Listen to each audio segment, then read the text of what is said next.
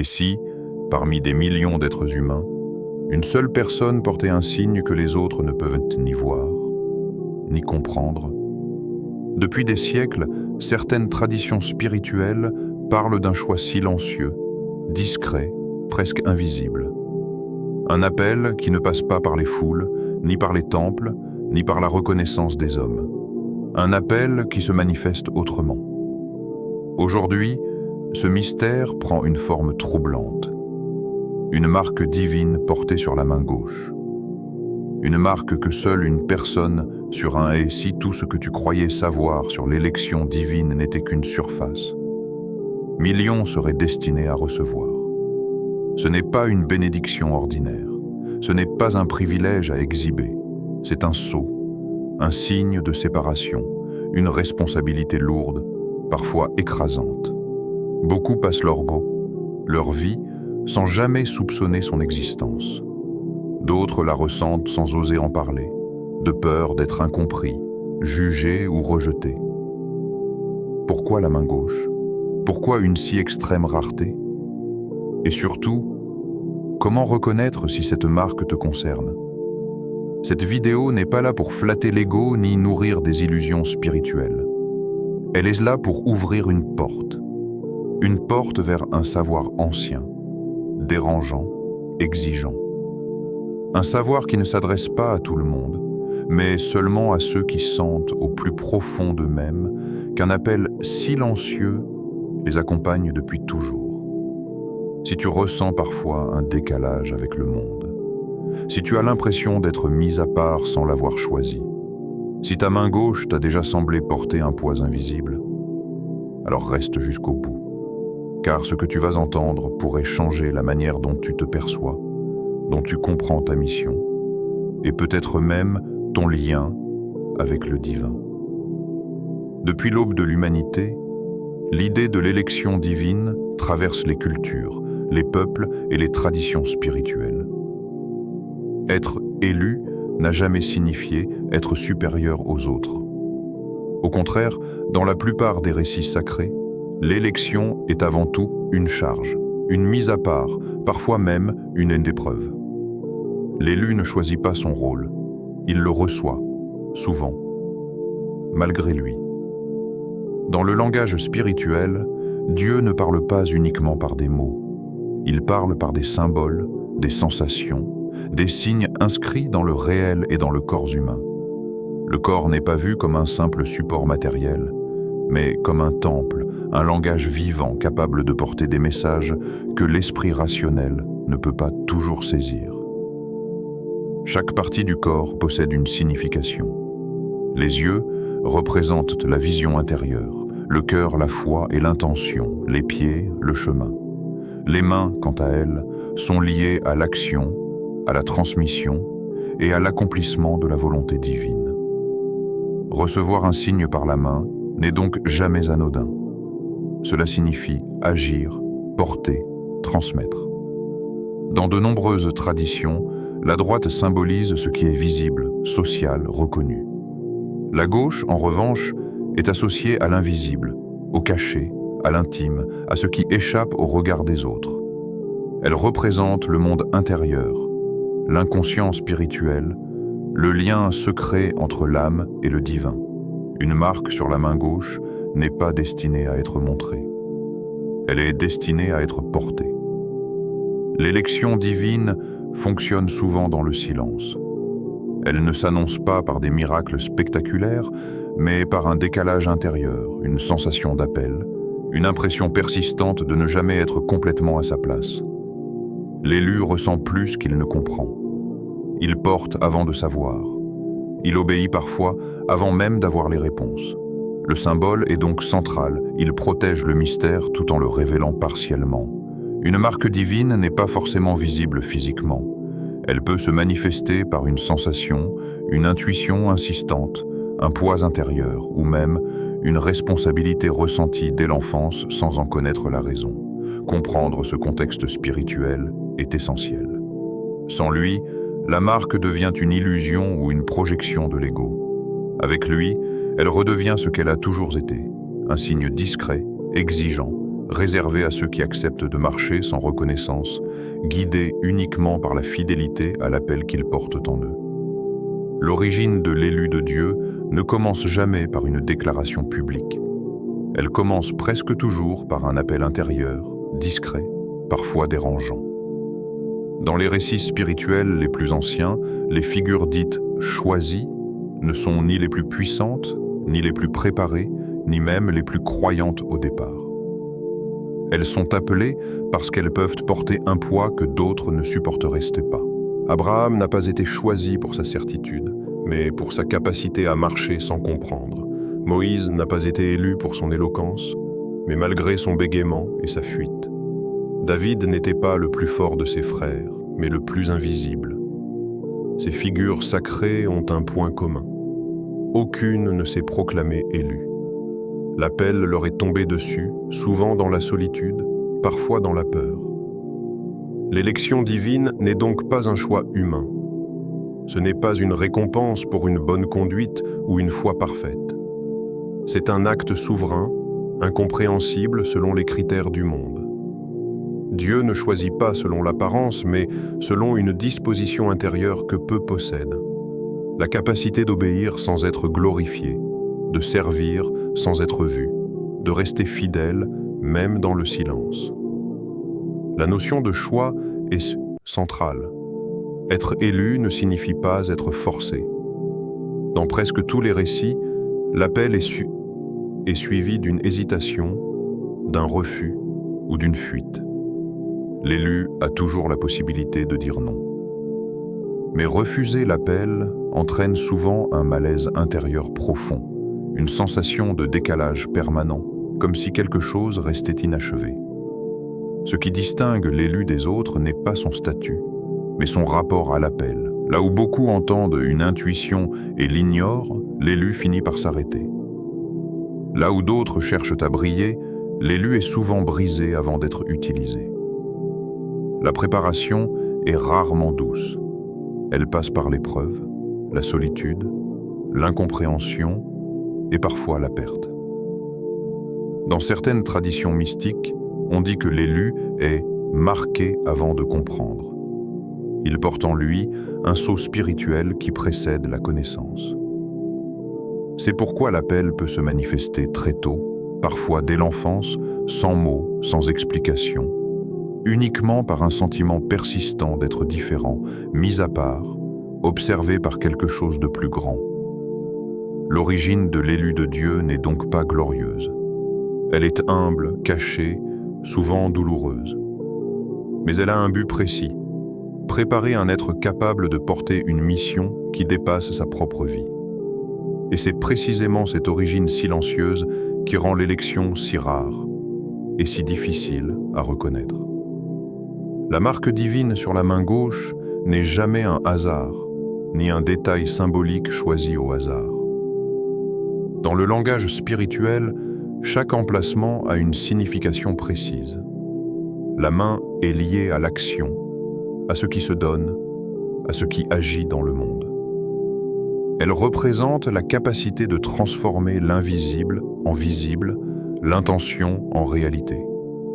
Recevoir une marque sur la main, c'est être lié à une mission active, concrète, incarnée. La main gauche, quant à elle, porte une symbolique plus profonde et plus dérangeante. Dans de nombreuses traditions, elle est associée à l'invisible, à l'ombre, à l'intime.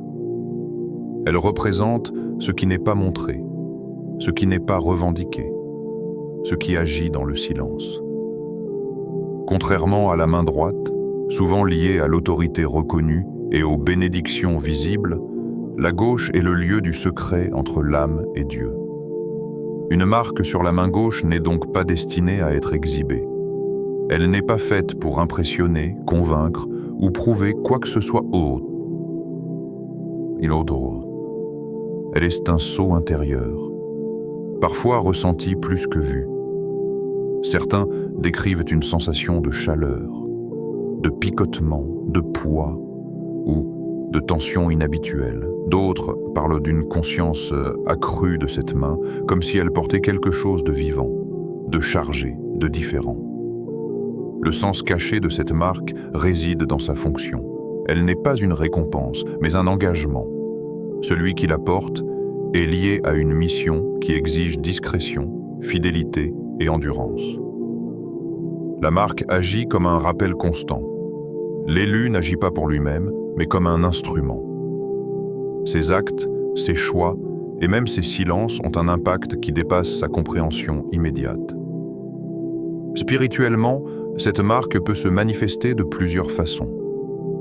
Elle peut apparaître sous forme de rêves récurrents impliquant la main gauche.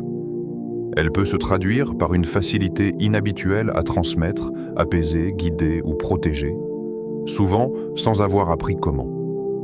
Parfois, elle se révèle dans des moments de crise, lorsque l'élu agit instinctivement avec une justesse qui le dépasse. Il est important de comprendre que cette marque n'est pas toujours permanente dans la sensation. Elle peut se taire pendant des années, puis se réveiller soudainement lors d'un appel précis. Le silence ne signifie pas l'absence. Il fait partie de la pédagogie divine. La marque attend le moment juste, lorsque l'élu est suffisamment dépouillé de son ego pour agir sans se glorifier. Enfin, la marque sur la main gauche est aussi une protection. Non pas une protection contre la souffrance, mais contre la perte de sens. Même dans le doute, même dans la chute, l'élu sent confusément qu'il ne peut pas se détourner complètement de son appel. Quelque chose le ramène toujours, comme une empreinte invisible, gravée non sur la peau, mais dans l'âme. Dire qu'une seule personne sur 1 million porte cette marque divine n'est pas une exagération destinée à impressionner. Dans le langage spirituel, les chiffres ne servent pas à faire des statistiques, mais à révéler un ordre caché. Le chiffre exprime une vérité qualitative avant d'être quantitative. Il parle de rareté, de sélection et de mise à part. 1 million représente la multitude, la masse, l'humanité dans sa diversité et son mouvement constant. Être 1 sur 1 million, c'est être extrait de ce flux, séparé sans l'avoir demandé. Ce n'est pas un privilège confortable, mais une distinction lourde à porter. Plus la mission est spécifique, plus le nombre de porteurs est réduit. Le divin agit souvent par le peu, par le presque invisible, par ce qui ne fait pas de bruit. La rareté est une loi spirituelle. Ce qui est commun est accessible à tous. Ce qui est sacré est réservé à quelques-uns. Non pas par favoritisme, mais parce que peu sont capables de supporter ce que cela implique. La marque divine n'exige pas seulement la foi, elle exige la constance, l'abandon du besoin de reconnaissance et l'acceptation d'une certaine solitude intérieure. Être 1 sur 1 million signifie aussi être séparé. La séparation n'est pas un rejet du monde, mais une distance intérieure. L'élu peut vivre parmi les autres, travailler, aimer, rire, mais une part de lui reste ailleurs. Il ne se sent jamais totalement fusionné avec la foule. Il observe, ressent, perçoit des choses que les autres ne remarquent pas. Cette séparation peut être douloureuse, surtout dans les premières années, car elle est souvent incomprise.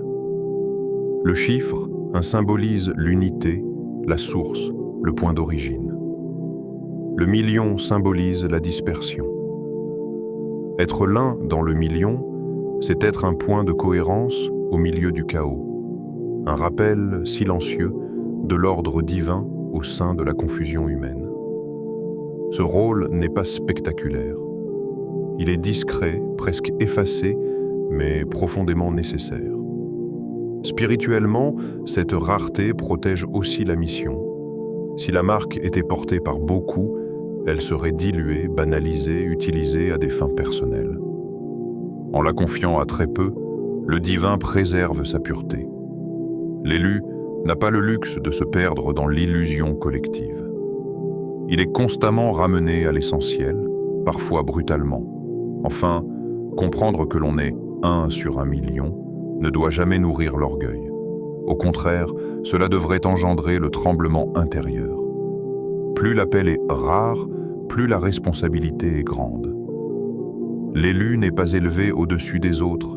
Il est placé devant eux, souvent sans protection visible, chargé de tenir une position que beaucoup refuseraient s'ils en connaissaient le prix. Les récits de ceux qui portent la marque divine sur la main gauche se ressemblent rarement en apparence, mais ils partagent une même profondeur intérieure. Aucun ne commence par une certitude. Tous commencent par un trouble, une sensation étrange, parfois dès l'enfance. Un sentiment diffus d'être observé, appelé, ou mis à part sans raison claire. Certains racontent qu'ils ont longtemps ignoré cet appel. Ils ont tenté de vivre comme tout le monde, de se fondre dans la normalité, de faire taire cette voix intérieure qui insistait doucement. Pourtant, dans les moments de silence, une sensation revenait. Une tension dans la main gauche, une chaleur soudaine. Parfois même une impression de poids, comme si quelque chose d'invisible reposait là. Un témoignage revient souvent, celui de la solitude intérieure. Même entourés, ces individus se sentent différents, non pas supérieurs, mais décalés. Ils comprennent les autres, mais ont le sentiment de ne jamais être totalement compris. Ce décalage n'est pas intellectuel, il est spirituel. Ils perçoivent des nuances, des intentions, des non-dits que les autres ne voient pas. D'autres récits parlent de moments précis, presque des points de bascule. Une nuit de crise, une perte, une grande peur, ou au contraire, un instant de paix absolue. Dans ces moments-là, la marque semble se réveiller.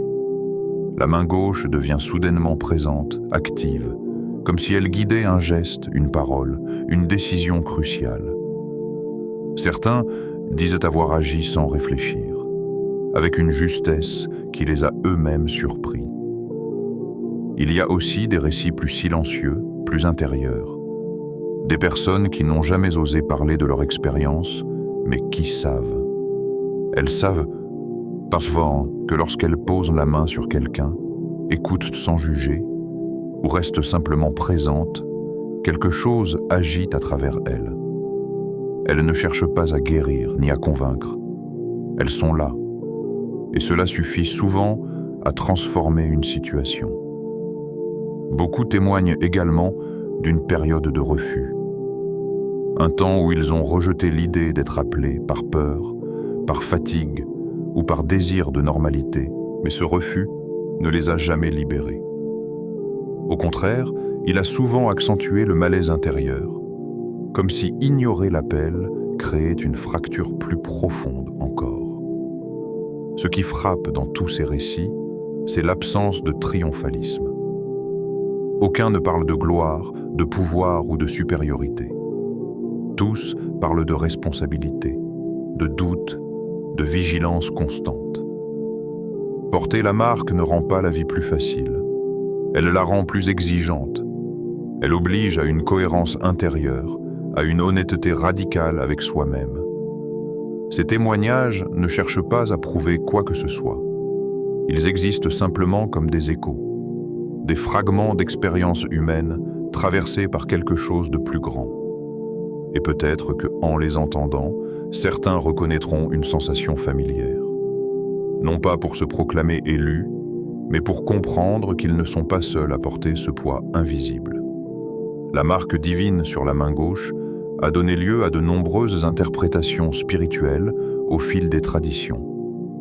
Aucune lecture sérieuse ne la réduit à un simple signe extérieur. Au contraire, plus une tradition est profonde, plus elle insiste sur le caractère intérieur, exigeant et transformant de cette marque. Dans une lecture théologique, la marque est comprise comme un sceau d'appartenance. Elle n'indique pas une supériorité morale, mais une relation particulière avec le divin. Celui qui la porte est reconnu non pour ce qu'il affirme, mais pour ce qu'il accepte de porter. La marque devient alors un rappel constant de l'alliance, un lien vivant qui engage toute l'existence. Les courants mystiques vont plus loin encore. Pour eux, la marque n'est pas un symbole figé, mais une dynamique intérieure. Elle agit comme un canal par lequel l'intention divine peut se manifester dans le monde. L'élu n'est pas l'origine de l'action, il en est le passage. Plus il s'efface, plus la marque agit avec justesse. Plus il cherche à se mettre en avant, plus elle se tait. Certaines traditions parlent d'un saut de feu, non pas pour décrire une brûlure physique, mais une transformation intérieure irréversible. Une fois activée, la marque modifie la perception du bien et du mal, de la vérité et du mensonge. L'élu devient incapable de trahir profondément ce qu'il sait être juste, même si cela lui coûte. Mais ces interprétations s'accordent toutes sur un point essentiel, la responsabilité. Porter la marque signifie être tenu à un niveau d'exigence plus élevé. Ce qui peut être pardonné à d'autres devient une faute lourde pour l'élu, non par injustice, mais parce qu'il sait, et savoir engage. Spirituellement, cette responsabilité se manifeste dans les choix quotidiens. La marque ne s'active pas seulement dans les grands moments. Elle agit dans les paroles, les silences, les intentions cachées. L'élu est appelé à une cohérence intérieure qui ne laisse que peu de place au mensonge envers soi-même. Il existe aussi une interprétation plus radicale, la marque comme rappel permanent de la liberté. Dieu ne contraint pas l'élu, il lui rappelle simplement ce qu'il est capable de porter. À chaque instant, l'élu peut choisir la facilité, l'oubli, la fuite. Mais la marque agit alors comme une tension intérieure, une impossibilité de se satisfaire d'une vie réduite. Enfin, ces lectures spirituelles mettent en garde contre toute tentative d'appropriation. La marque n'appartient pas à l'élu, elle le traverse. Elle peut se retirer, se taire, devenir lourde si elle est utilisée pour nourrir l'ego. L'interprétation la plus juste est donc celle qui conduit à l'humilité, au service discret et à une vigilance constante sur ses propres intentions. Tout discours sur l'élection divine comporte un risque majeur, celui de l'illusion spirituelle. Là où il y a mystère, il peut y avoir projection. Là où il y a appel, il peut y avoir confusion. C'est pourquoi le discernement est essentiel. Sans lui, la marque cesse d'être un signe divin et devient un miroir de l'ego. L'une des illusions les plus courantes est de confondre sensibilité spirituelle et élection. Ressentir profondément, percevoir des choses subtiles ou vivre des expériences intenses ne signifie pas être élu. Beaucoup de personnes sont ouvertes spirituellement sans être appelées à porter une mission spécifique. L'élection ne flatte jamais. Elle dérange, elle dépouille, elle expose aux épreuves, plus qu'aux certitudes. L'orgueil spirituel est un autre piège redoutable. Il se manifeste de manière subtile, se croire différent, indispensable, plus conscient que les autres.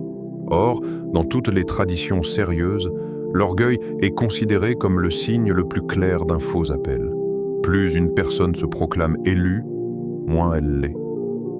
Le véritable élu doute, tremble, se remet en question. Le discernement passe aussi par le temps.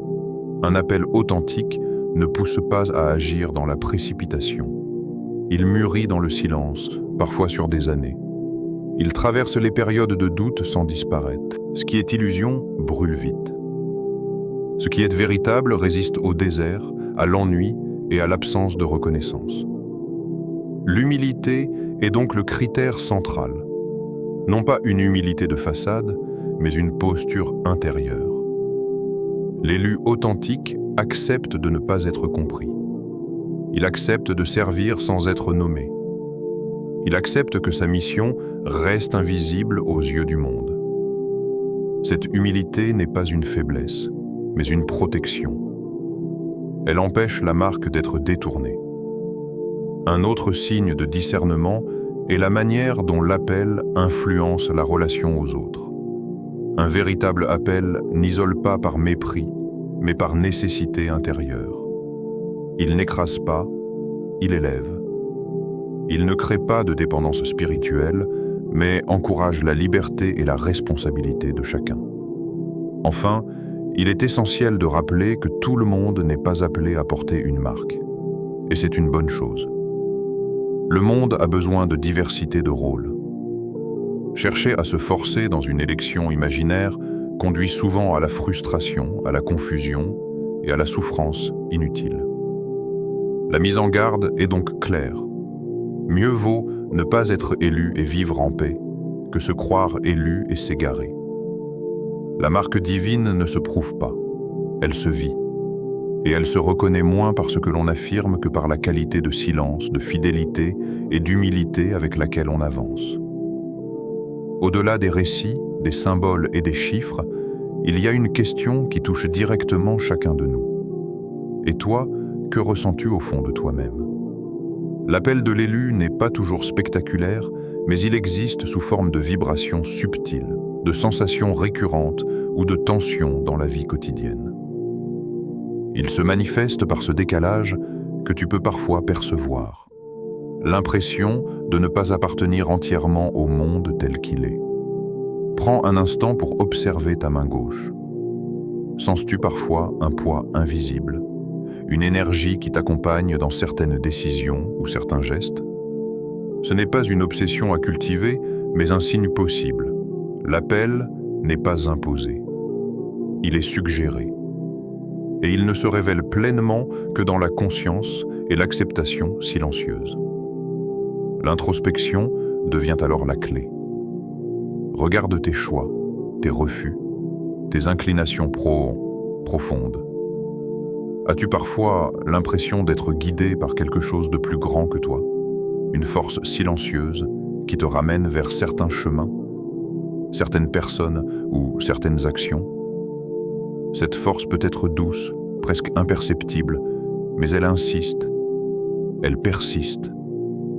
Elle ne s'éteint pas malgré l'éloignement. L'appel intérieur n'est pas un chemin facile. Il demande courage et honnêteté envers soi-même. Il te pousse à observer tes motivations réelles, à discerner ce qui vient de l'ego de ce qui vient de ton essence la plus profonde. Ce questionnement peut être inconfortable. Accepter que tu es potentiellement choisi implique de revoir certains désirs, certaines certitudes, certains refus. Ce n'est pas une invitation à te proclamer élu, ni à chercher à provoquer la marque. C'est une invitation à te connaître, à reconnaître tes propres élans spirituels et à écouter les signes invisibles qui traversent ta vie. Chaque petite décision, chaque geste de sincérité, chaque instant d'attention porté aux autres peut être une réponse à un appel plus vaste. L'introspection conduit également à l'humilité. Même si tu ressens une résonance avec cette élection, rappelle-toi que la véritable marque se vit, elle ne se montre pas. Elle se mesure dans la constance, dans la fidélité silencieuse, dans le choix de suivre ce qui est juste plutôt que ce qui est facile. Enfin, pose-toi la question essentielle. Es-tu prêt à accepter l'invisible, à répondre à ce qui t'appelle sans savoir exactement où cela te mènera? C'est ce type de questionnement, honnête et profond, qui distingue ceux qui s'ouvrent véritablement à l'appel de Dieu de ceux qui restent dans le doute ou la superficialité. Être élu de Dieu n'est pas une gloire à exhiber, ni un titre à revendiquer. C'est une responsabilité silencieuse, une mission intérieure que très peu peuvent comprendre. La marque sur la main gauche, rare et discrète, n'appartient pas à celui qui la porte. Elle le traverse, le guide et l'éveille. Se reconnaître dans cet appel demande humilité, courage et fidélité, mais surtout une écoute attentive de soi-même et du divin. Si ce mystère résonne en toi, ne cherche pas à le prouver, mais à le vivre. Car la véritable élection ne se montre pas aux yeux du monde. Elle transforme l'âme, éclaire le chemin et inspire des gestes invisibles qui changent le cours des vies. Souviens-toi, 1 sur 1 million, mais ce point lumineux peut faire toute la différence.